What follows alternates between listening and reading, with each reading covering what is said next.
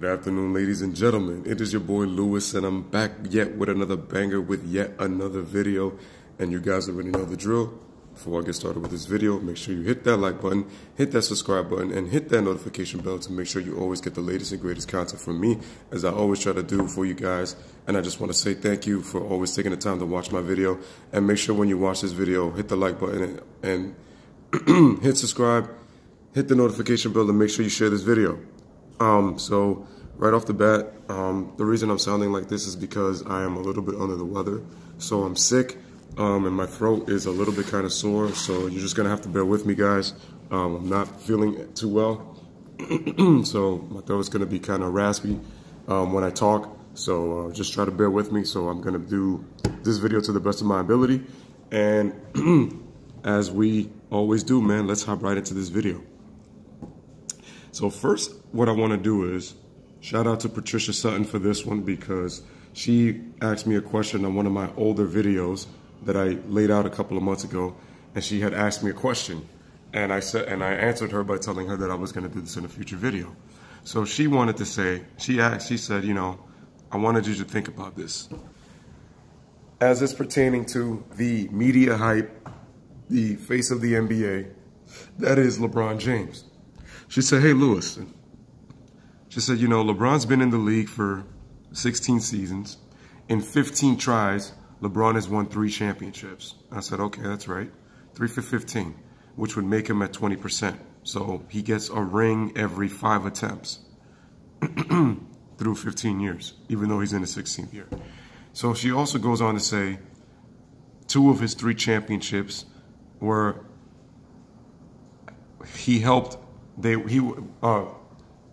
players had helped him win because of the circumstances that happened in 2013 when Ray Allen saved the season for the Miami Heat in 2013 by tying the game on the three-pointer. Now, before I go on and on with that, I'm going to say this right now. Shout out and credit to LeBron James, because he did struggle shooting the ball in the game, but he had 16 points in the fourth quarter when the Miami Heat were down by double digits. So you got to give LeBron credit for that. But what I will say is this. So Patricia mentions that Ray Allen hit the shot that saved their season, and you could go through the play back and forth or whatnot. But yes, he did hit that big 3-point shot that tied the game and had the Miami Heat play for another day. And eventually LeBron had 37 points and 12 rebounds and hit 5 3-pointers and hit the jumper that put him up ahead by 4. So he does deserve credit for that. But then she also goes on to say that if you remember 2016, the championship that LeBron gets so much credit for bringing the chip to the land, as he always liked to refer to it, failed to mention that Kyrie Irving hit the biggest shot in Cleveland Cavalier history. And he was the one that hit the shot in Curry's face, as I always mentioned, on the right wing in Game 7 in Golden State in the fourth quarter. And he averaged 27 a game. So if you notice, though, I don't know why people never mention this, Wade averaged over 20 in the 2 championships that he won with LeBron, that LeBron won with him in 2012 and 2013. And Kyrie Irving averaged 27 a game in 2016 when they won against the Golden State Warriors in coming back from 3-1 in that series. So yeah, Kyrie hits the big time shot. Ray Allen hits the big time shot. So she wants to know, is LeBron James a Scottie Pippen who is in need of a Jordan?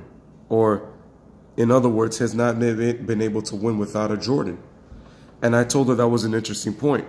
And the reason I say that is because if you look at Scottie Pippen is a versatile player because he plays a small forward position. Now, for those basketball purists and basketball 101, when you play the small forward position, for the most part, a small forward, the defined role of the small forward, and you can look back into different eras, but what they're primarily known for, they're supposed to be versatile players. They're known for their versatility. Primarily. Now, you can look at the small forwards in the history of the game, and you can say, well, this guy was not really versatile because he wasn't asked to do that on this type of team and the style of play and the era that they played in. Okay, I get all that. But the bottom line is, and you could probably go through a list of small forwards, if you even go through the 80s were loaded with small forwards. at that time. But my point is that a small forward is primarily known as a versatile player. And that's what LeBron is.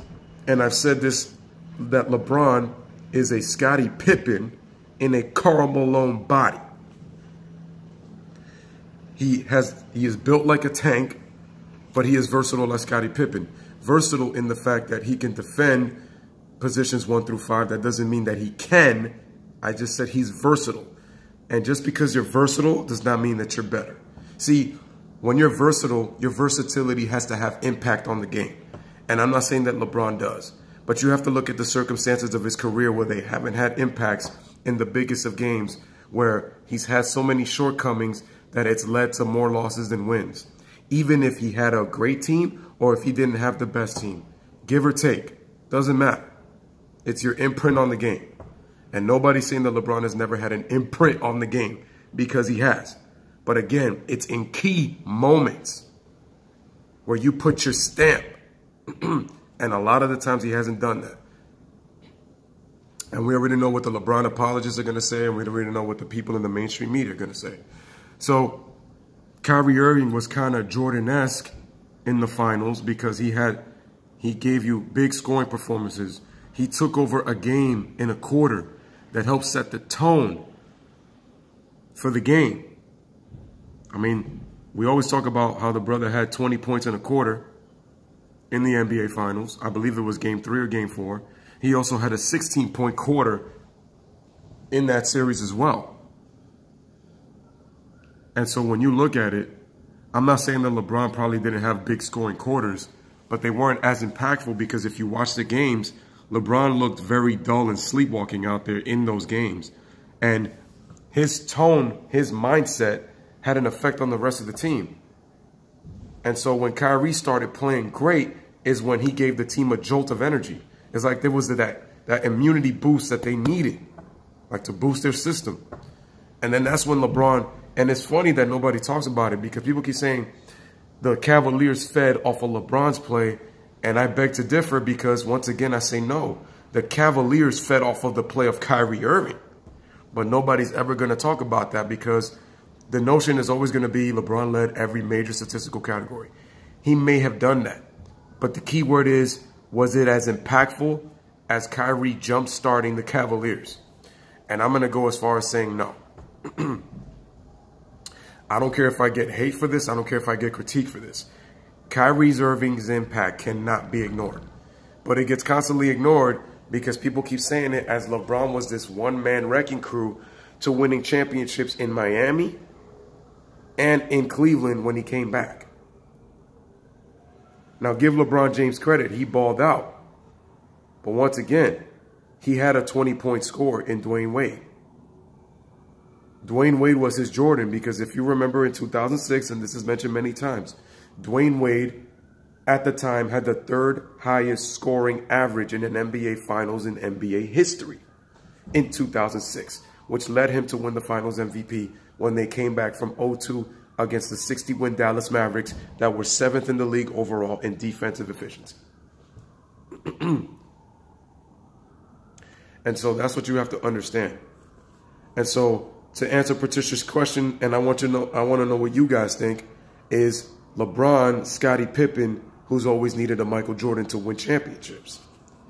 I'm not talking about Kevin Durant, so don't come in here and say, oh, but Kevin Durant this. No, the question is about LeBron James. We're saying here, is LeBron James a Scottie Pippen who's always needed a Michael Jordan? And if you look at Kyrie, he deferred to Kyrie because Kyrie was good at scoring the basketball. That's what Jordan was known for, scoring the basketball. Dwayne Wade was pretty versatile, but he was related to scoring the basketball, and he deferred to LeBron.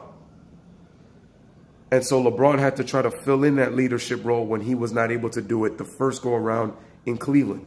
Dwayne Wade taught him how to be a leader.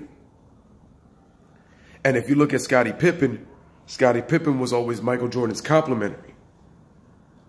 See, that's what they try to do with Kyrie Irving, complement LeBron James. Because LeBron, at this point, had become the quote-unquote leader of the Cavs. Because of the fact that Dwayne Wade had taught him how to be a leader. And that's the truth. But the problem is that I've always said it before that LeBron has never really been a leader. Even if he was leading, like, it was better when he had a better team around him. You could say, yeah, he led those guys. I said, but look, again, if you watch the games, LeBron is not as great of a leader as you think. It was all a facade to make it look that way. And so what I'm telling you now is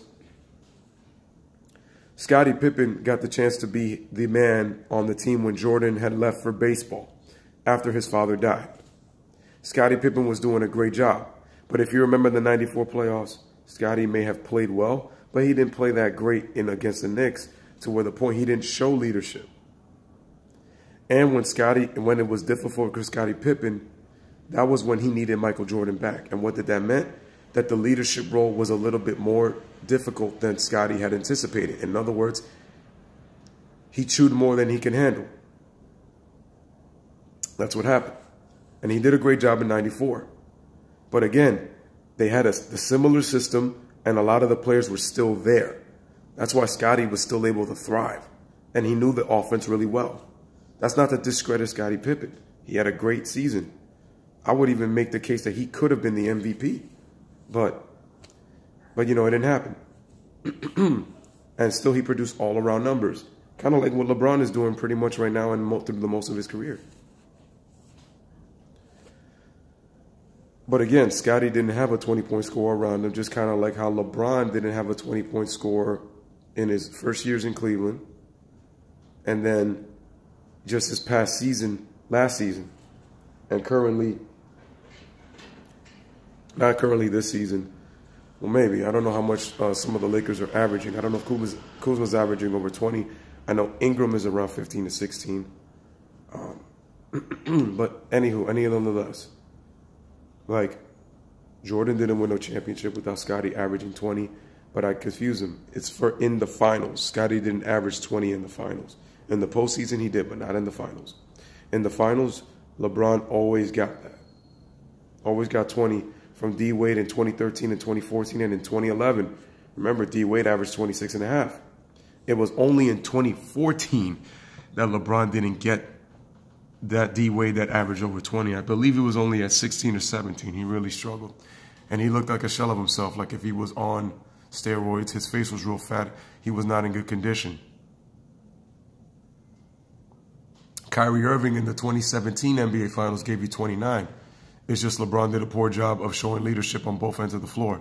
He was only after himself for his stats. And then he was upset and tried to throw everybody else under the bus, which he did pretty much most of that 2017 season. But nobody wants to talk about that. They just want to say that he's never had this help. Everybody's a bunch of bums. He took the worst roster. That's the problem. Excuses are being made. If LeBron is the best player in the game, if he's so great, why are these excuses constantly made for him? That's my problem. Again, on my list, I have him in the top 10, but he's not a top 5 player. That's my opinion. That's my list. I don't care what anybody says, whether you agree or disagree with me. You can have him in your top 5. He's not on my top 5. Too many shortcomings. And again, to call yourself the GOAT when you've had 20-point scores in your career, when you've played with multiple All-Stars compared to a lot of other greats in the history of the game, you cannot call yourself the GOAT. So my question is, so the question was by Patricia Sutton, shout out to her, is LeBron a Scottie Pippen in need of a Michael Jordan who's always played, who needed a Michael Jordan? Absolutely. I actually agree with you. But anywho, I wanted to do this video just to answer her question, and let me know what you guys think. Is LeBron a Scottie Pippen who was always in need of a Michael Jordan in terms of either making a big shot or just playing consistently, giving you that 20 plus? Because he got it in the finals. Jordan didn't get that in the finals. He got it in the postseason from Pippen, but not in the finals. So once again, this is Lewis, man. Check in again with yet another video. Appreciate you guys for watching the video. Make sure you hit that like, hit that subscribe, hit that notification bell. Make sure to share this video. Once again, it's Lewis, man. I love and appreciate you guys checking in once again in and out, man. Until next time, peace. Thanks for watching. Bye.